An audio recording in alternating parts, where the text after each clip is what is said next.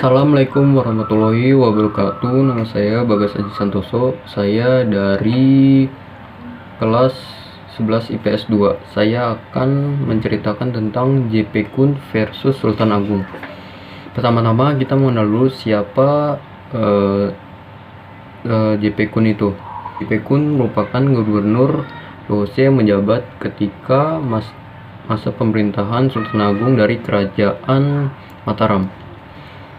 Sultan Agung merupakan raja yang terkenal dari Mataram, dan di masa pemerintahannya itu Mataram mencapai puncak kemasan.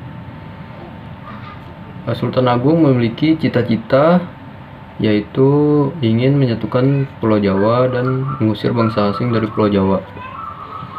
Dari cita-citanya Sultan Agung ya ingin mengusir VOC dari Pulau Jawa.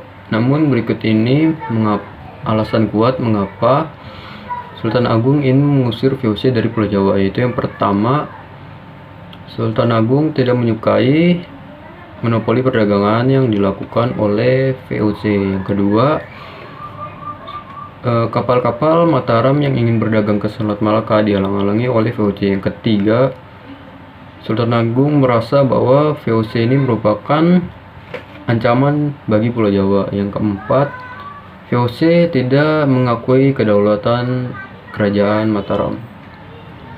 Pada tahun 1628, Sultan Agung ingin merencanakan penyerangan terhadap Batavia. Sultan Agung mempersiapkan sejumlah pasukan dan sejumlah senjata untuk mengepung Batavia.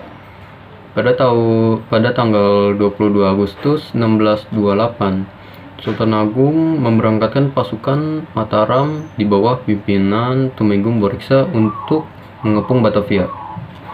Lalu kemudian pertempuran sengit pun terjadi karena VOC memiliki persenjataan yang kuat. Pasukan Mataram berhasil dipukul mundur, walaupun sudah dibantu oleh pasukan tambahan.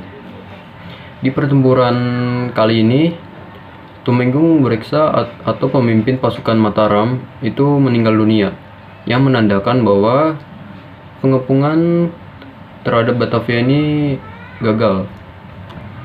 Namun Sultan Agung tidak pantang menyerah. Dia belajar dari kesalahan penyerangan ini. Lalu tahun 1629, Sultan Agung ingin merencanakan dan mempersiapkan pasukan untuk menyerang Batavia kembali.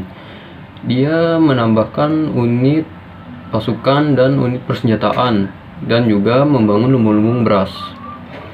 Pada tahun 1629, Sultan Agung juga mengirim pasukan Mataram untuk menghubungkan Batavia kembali di bawah pimpinan Tumenggung Singaranu, Kiai Dipati Jumina, dan Dipati Purbaya.